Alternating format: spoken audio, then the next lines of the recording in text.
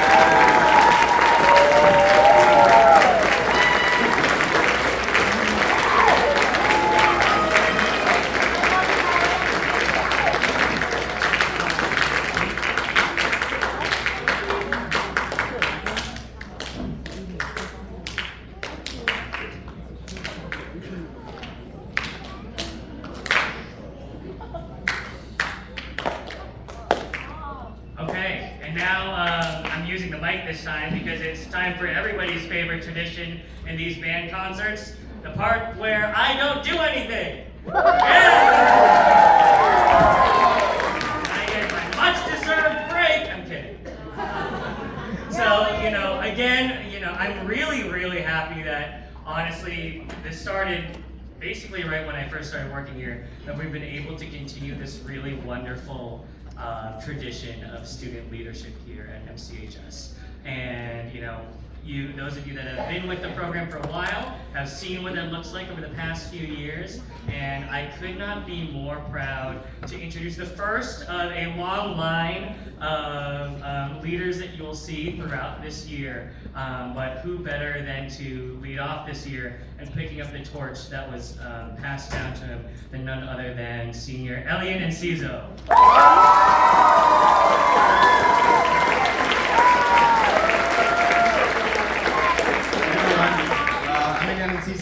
I'm a senior. I play the clarinet for wind ensemble, and I'm gonna conduct Chanteys by Robert Sheldon.